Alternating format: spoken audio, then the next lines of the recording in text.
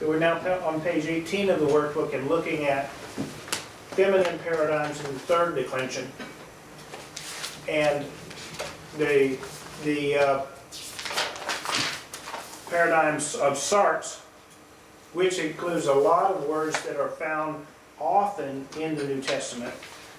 Words like charis, elpis. These are common words, and therefore you expect some little something a little different. And you do have again this varied nominative and the os ending in the genitive.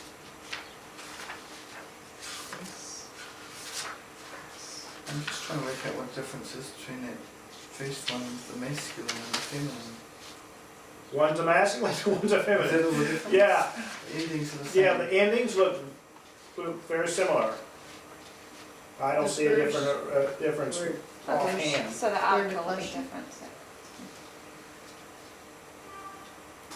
That's right. And in the final sigmas. Mhm. Oh, they also end in final sigmas. It's, It's the same as the yeah, but the Indian, it's the or first us. parent, same as the arcane. So Sartre is going to be, and again, that's Yeah, one reason why this paradigm is placed in the third declension. It fits. It has similarities in the endings, in the inflections.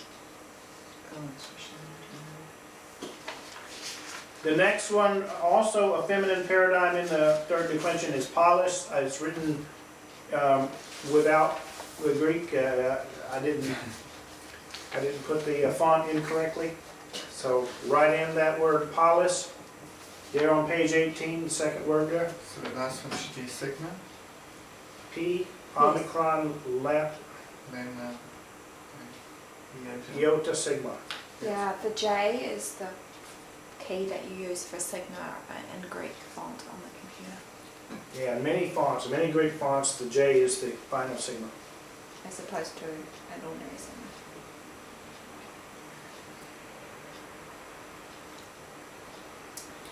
And chief of the difference here, you notice you've got a sigma ending in the nominative. And the iota sigma endings in the nominative and accusative plurals.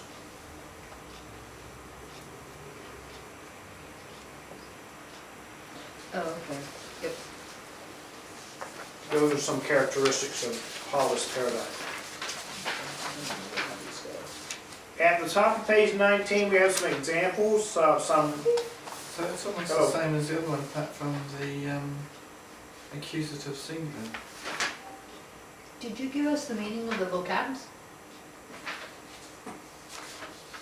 I did not.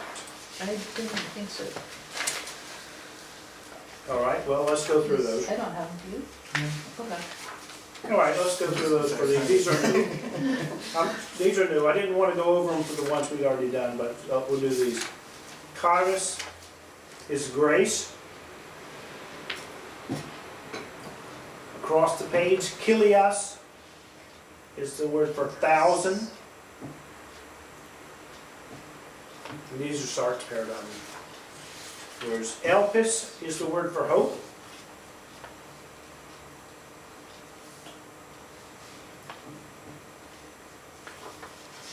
Lampas is the word for lamp. Oh, that's an easy.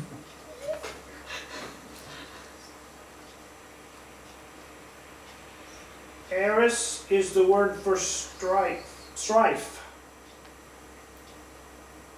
Strife, S-T-R-I-F-E. And Sartre's is a word for flesh.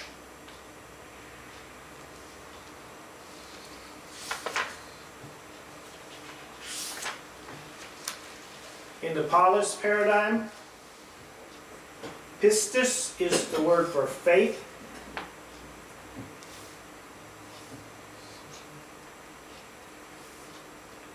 Polis is the word for city. Dunamis is the word for power.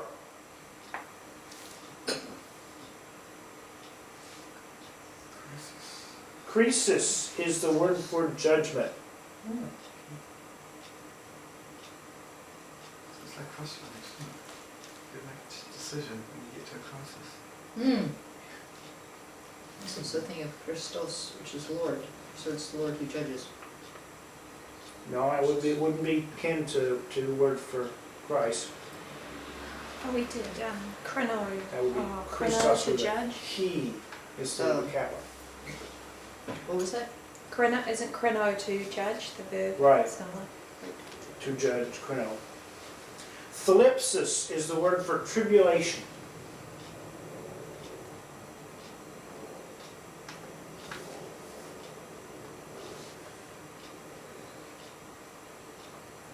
Gosh, it seems weird, so hard to say some of these ones. 'Cause Yeah. you seem to have two consonants together, but we're not used to. Ktesis is the word for creation.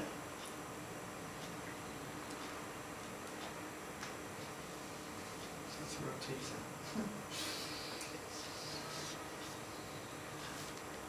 Anastasis is the word for resurrection.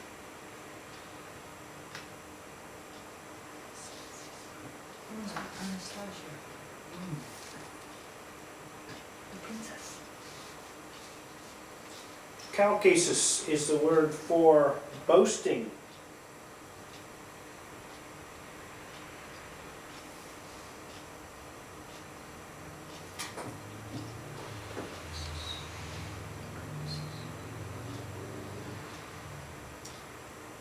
Brosis is the word for eating.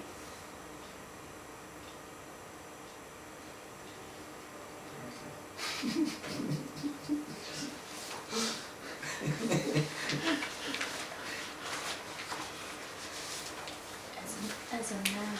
Aphesis is the word for remission. Remission? Remission, as in remission of sins.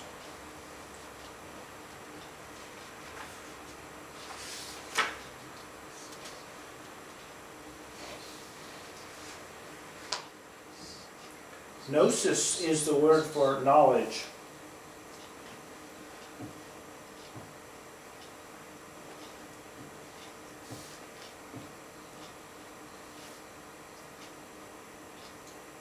Deasis is the word for prayer.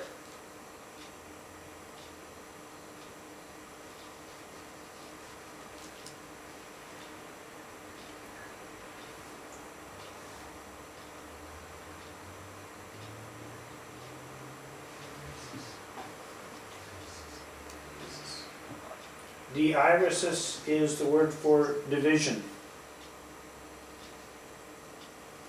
Just to the preposition dia to go through.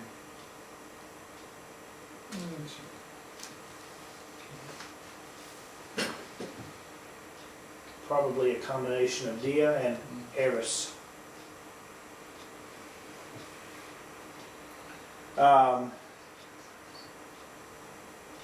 Hecastasis is the word for bewilderment. Sounds appropriate.